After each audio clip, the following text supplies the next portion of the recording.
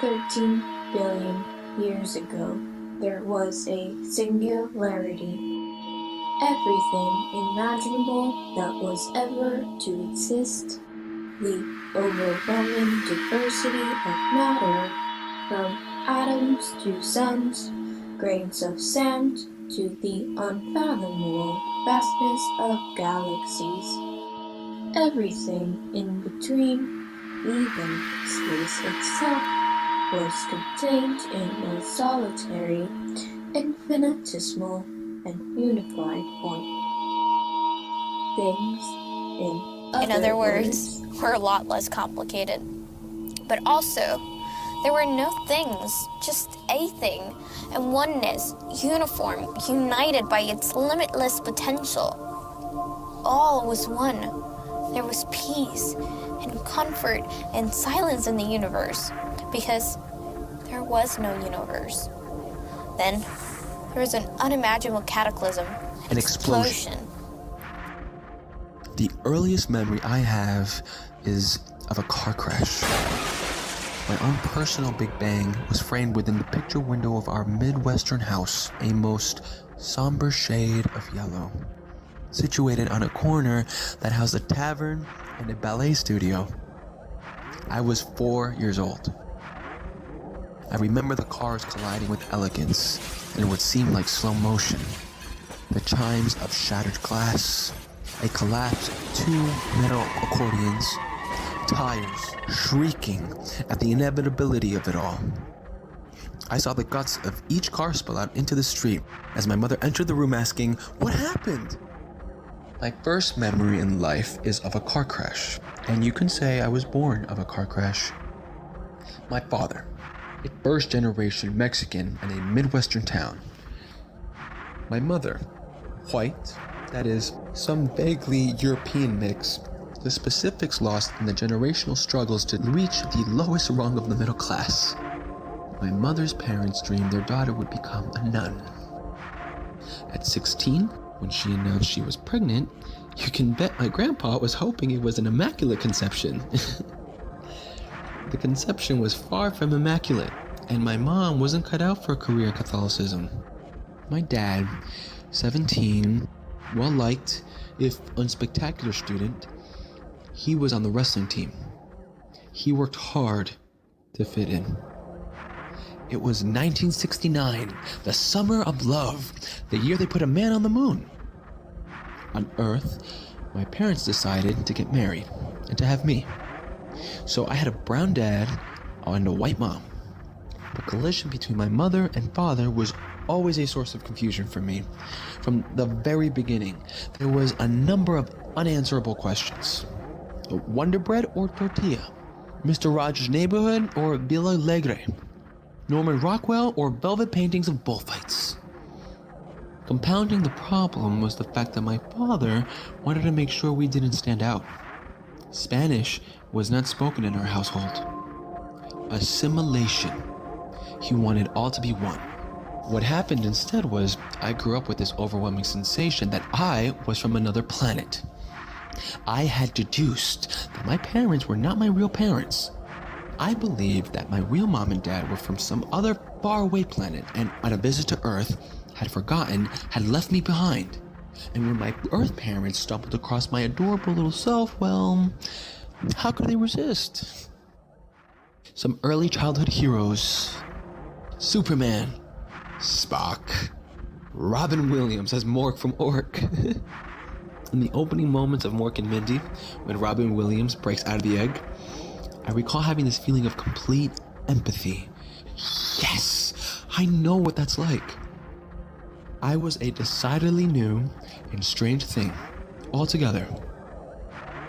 The arrival of my sister, Stephanie, added the fuel to the fire of my alien child theory. You see, from the age of 1.5 to 4, She spoke in this strange language that no one but myself understood. It was not English or Spanish. It was, in my mind, the language of my real parents, of my home planet.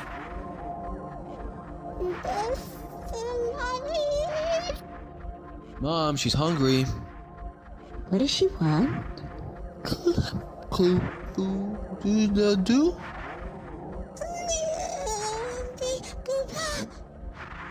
She wants McDonald's French fries and a hamburger. For 3 years, I was my sister's faithful interpreter, the sole link in communication between my sister and the rest of the world. One day, her language just evaporated into thin air, and my sister spoke perfect English, as if languages were merely a coat that one could slip on and off at will. Unfortunately, none of this alien language of hers survives, save one word, which I still remember. Lulu. Lulu meant house. Things got real interesting when we would visit my father's mother. She came to America in the late 40s and never learned to speak English. A conversation between my grandmother and my sister would take an interesting chain of command. My grandmother was always in the kitchen, cooking for the endless streams of relatives that always filled her house. She would ask my sister a question. ¿Qué es tu comida favorita? What is your favorite meal? The la ba vu du fu. McDonald's French fries and hamburger. Papas fritas y hamburguesas de McDonald's. Dios. My grandmother died in 1990, and the two of us never had a direct conversation with each other. Despite this fact, I was told that I had been her favorite grandson, and that she wished me to be a pallbearer. It took 8 years for the collision between my mother and father to end. The divorce was quick and painful. Each picked up the pieces of the wreck and did their best to start completely new lives. About 10 years after my parents divorced, I divorced my parents. And ever since the divorce, I've been trying to come to terms with myself, trying to figure out who exactly I am. Over and over again, I've attempted to strip away all the tangled details of my life, having tried to get at the essence, the root of my identity. And when it all has been whittled away, I'm left with a car crash. My first memory in life is of a car crash. You could say I was born of a car crash.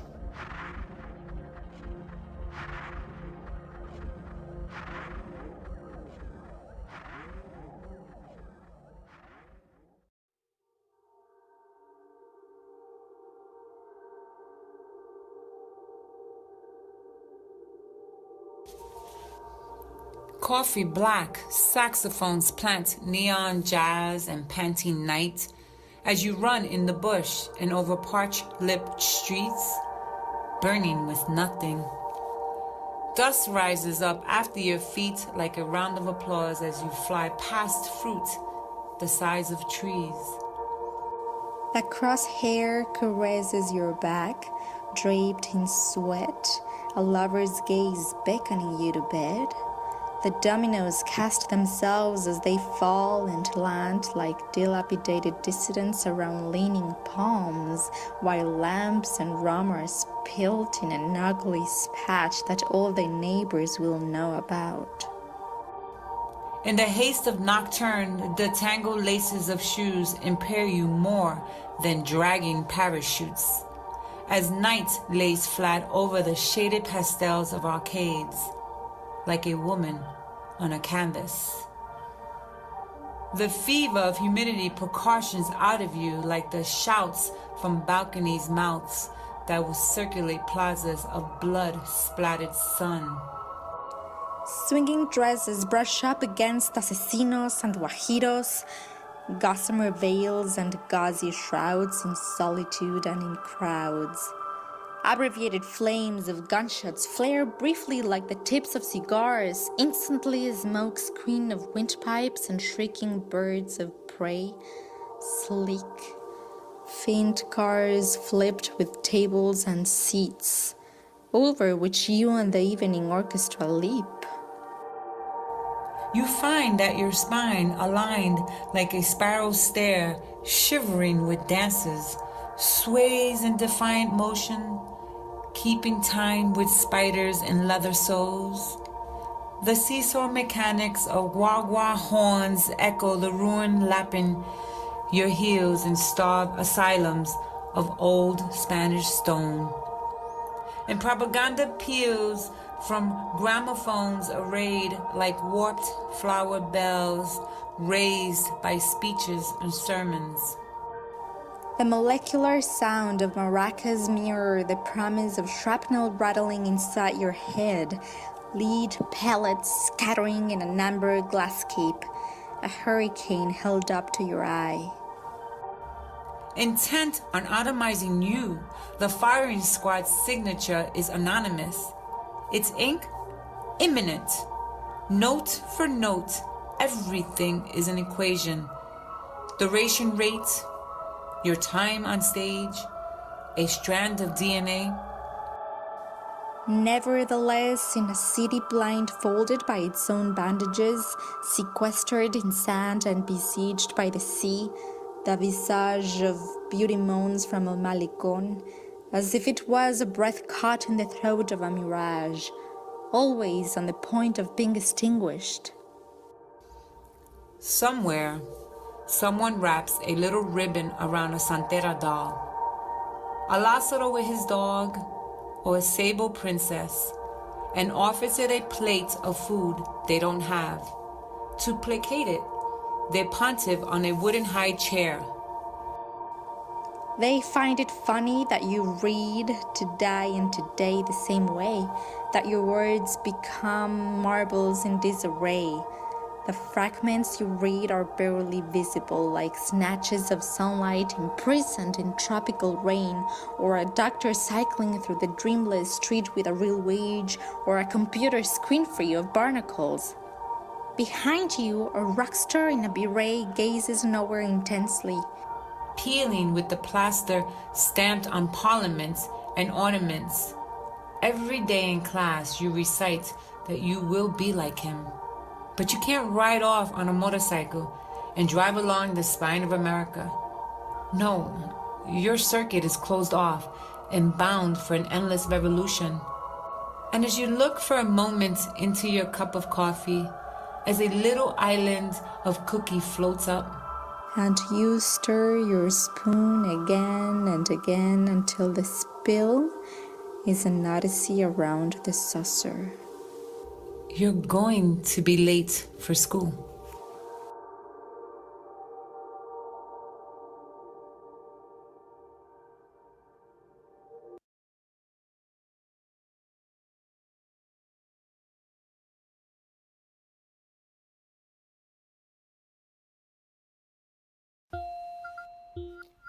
When they glance my way, they see a black woman with long hair. Is that your real hair? They ask me. Can I touch it? Go right ahead, I say. Endless amount of fingers have touched my hair, and every now and again, nails graze my scalp searching for tracks. What are you? Would I simply reply, a human on planet Earth, I'll be branded as rude. Instead, I reply, Haitian American. But your hair is so long. I should clarify. Well, my mom's side is West Indian Haitian, and my dad's side is Caucasian Haitian. But I'm Haitian American. They step back. I see their eyes scanning my skin, categorizing me, and seeing if the answers are believable. Haitian, they think? Haiti? They've heard of it before. It's the poorest country in the Western Hemisphere. Their eyes ask what they do not see. Do you speak Haitian? Yes, I speak Creole. Is that like French? It's a mixture of Taino, Indian, Portuguese, Spanish, French, English, and West African. Questions about my identity, my history, my ancestry. Where is Haiti? Questions with such intrigue because their eyes need to make sense of what they see. For I am an anomaly. I take pride in my complex background. First generation Haitian American, native of New Jersey. My ancestors were once slaves captured first by the Spanish, followed by the French. The first independent nation of Latin America and the Caribbean to become independent. They may share an island, but proudly, they wave their own flags. La Union, L'union fait la force. force. Unity makes strength. You see, the question will never stop. For I stand proud to know that my history bleeds across the Caribbean seas. My identity, sometimes checked in the simple category Black to the untrained eye, but other to me. I'd rather remain a mystery for when they ask me, is that your real hair? What are you? Well, I am but a human. I proudly answer, I am a Haitian American. As I wait for the questions to roll in.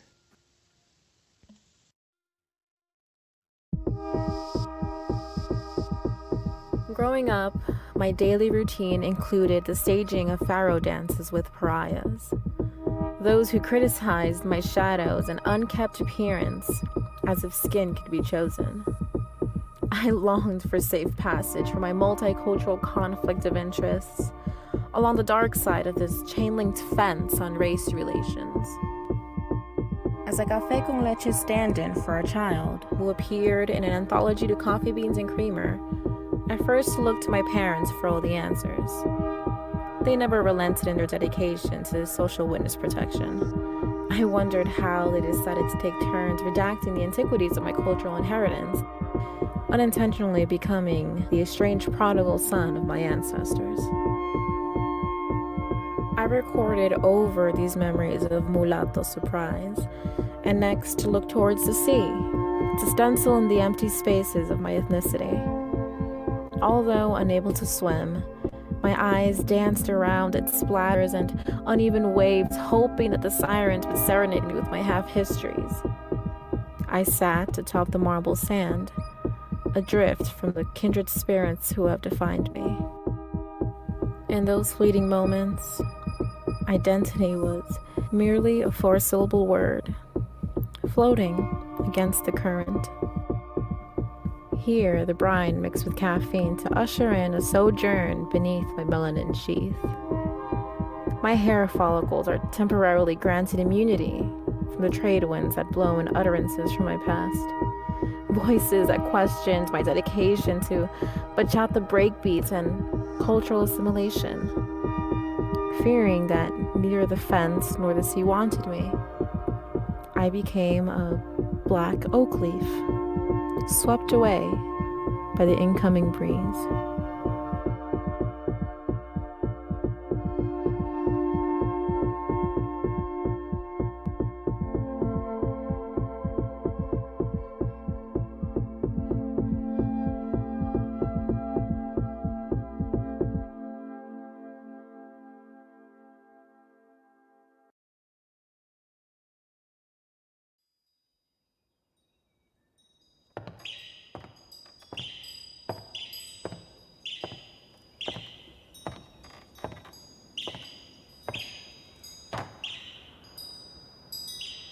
I wasn't born here. My father came to be a part of the great American experiment. When we moved to Cleveland in the winter, the snow was menace, the bare trees, attacks on our souls. No one spoke our language. Imagínate. Everything was different. The smells, the food, the ground beneath our feet. I was very young. My home country, Colombia, was color. Green periquitos, mar, agua marina. Cleveland was gray and oppressive. Brick and low, heavy sky. I remember very little of my childhood. Impressions. There was snow. I remember that. There were bologna and white bread sandwiches. And Twinkies. Twinkies were little packets of joy, little bits of yellow sunshine in my hard, cold metal lunchbox. I remember being constantly afraid to speak and of feeling different, but not knowing why. I felt like a Perequito in a cage, singing to be set free, but if you opened the door, too frightened to escape. A white lady babysat us once. Just once, because my parents had been invited to a New Year's Eve party. We were so uncomfortable with that nice white-haired lady. She was so foreign. But she read the original Wizard of Oz to us, and I was fascinated to learn that other people thought America was gray too. I was glad to know I was right. I found the original Oz books. They lived on the top shelf of an ancient brick library in downtown Cleveland. Dusty. Unseen for a decade. Maybe more. I devoured those books, describing a land with color and magic and people who could speak to each other even if they looked different. And I wondered with all my heart if the great and powerful Oz would ever rescue me from Cleveland.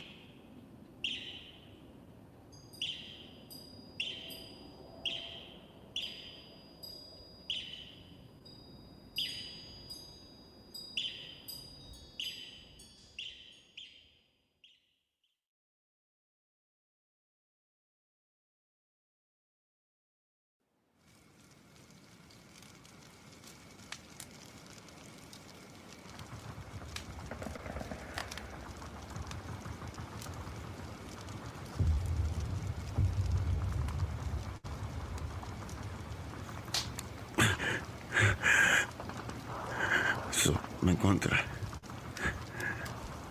Claro que te encontré. Did you think that your tyranny wouldn't come to a close? That you would remain unchallenged your whole life? So that's what gringos think of time. Desagradecido. Did you forget what I did for this country, muchacho? What did you do? Damn it, what did you do besides kill and destroy innocent people in your efforts to become some god that you never were?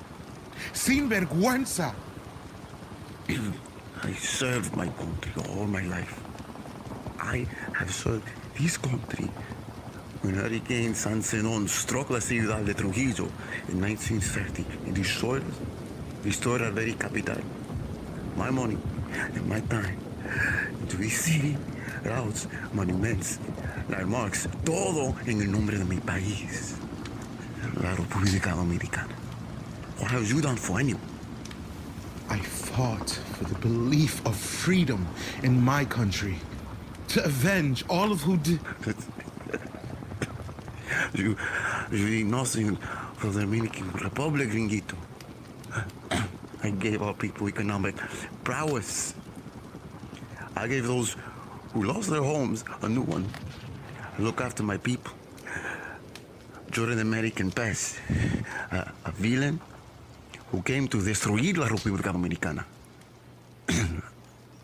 I am the greatest hero this country has ever had. All I asked was for respect, el respeto que yo propio gané. Respect? You killed my grandfather, sent troops to slaughter my best friend, murdered my wife. Do you know all of our Haitian brothers that you killed? Innocent little girls like the Maribel sisters that you raped. You made us rich in economics, but poor in societal progression. You forever tainted this country's reputation, maldito loco. What do you know about any form of struggle? You've let to go to America with your lambong father. You never did anything with this place, gringo. You just kill people. Kill. Just like I did. Instill a sense of respect. You know why he killed those Haitians? They brought drugs into my country, raped my women, created crimes.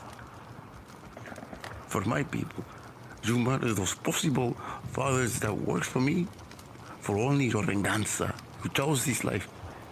Those are your consequences. You liar! You killed all of those Haitians because of their skin. You felt it was impure of your people to have dark skin like they do. You are ashamed of your country's lineage. It's why you hide behind creams to brighten your skin. You're nothing but a fake Dominican. Those people had nothing to do with you. They never had a chance.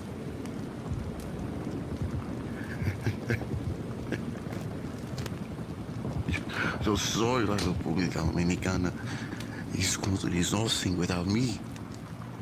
Y dime, ¿tú piensas que con todo lo que te ha hecho hoy, que tú vas a caminar sin nada pasarte mañana? Do you think the man that succeeds me will do as much as I have for this country? Estúpido, you have no place here. Run to the Americans while you can. Coño, yo soy dominicano. I was born and raised here.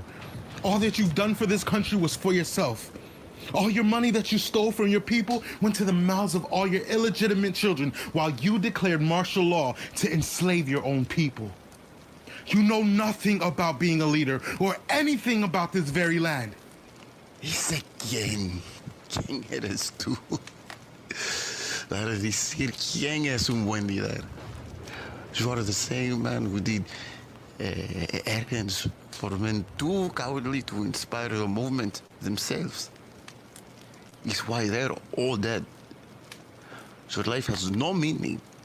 Look at you. You're a fool, eh?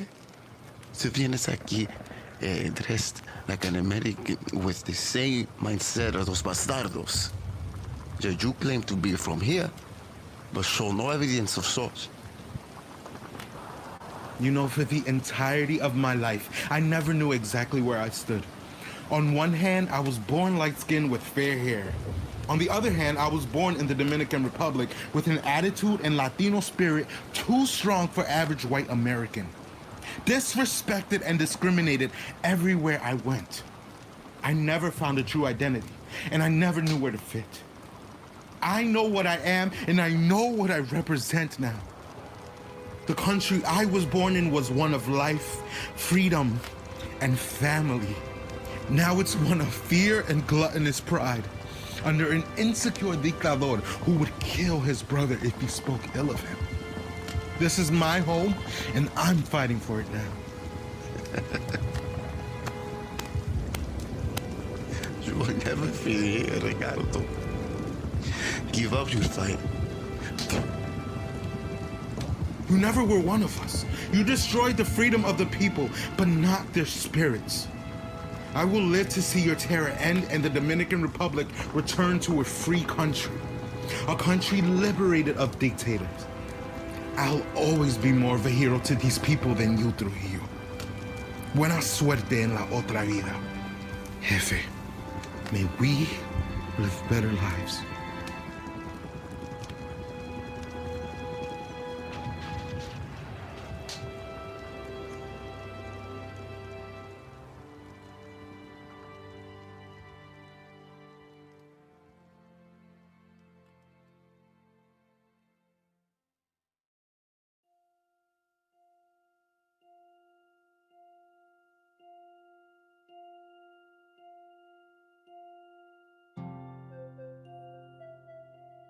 I was a child of the 60s. I heard words like spick directed at me.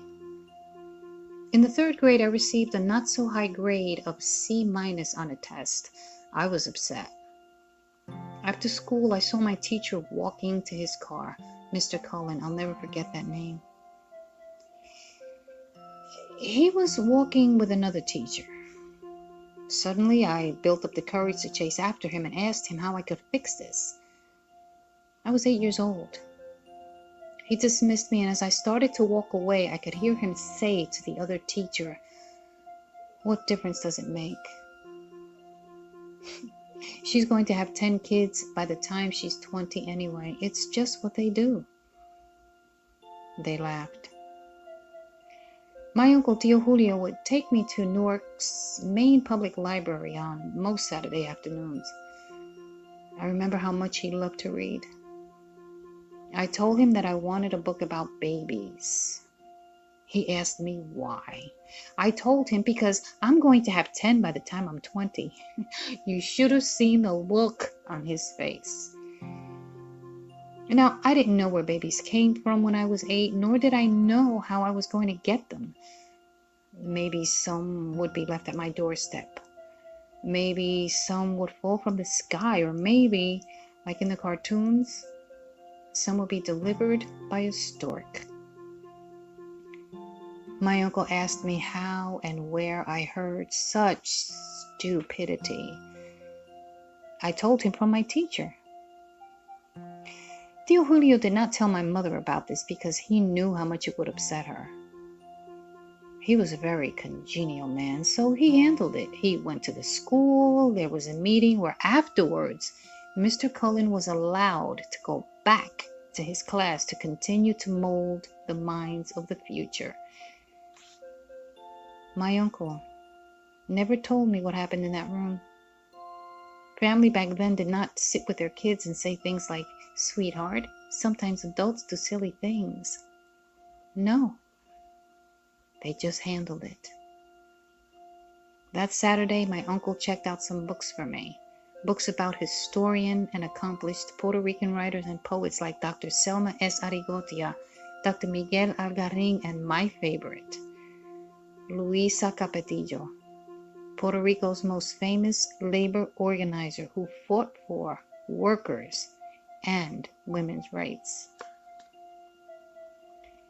You know that saying, smoking marijuana could lead to heavier drug use, like cocaine? The marijuana my uncle rolled in my head were books, which led me to my stronger drug of choice, writing.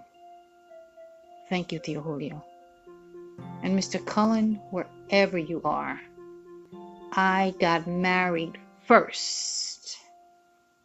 I had my first son, Michael, at the age of 25, and my second son, Joseph, at the age of 27.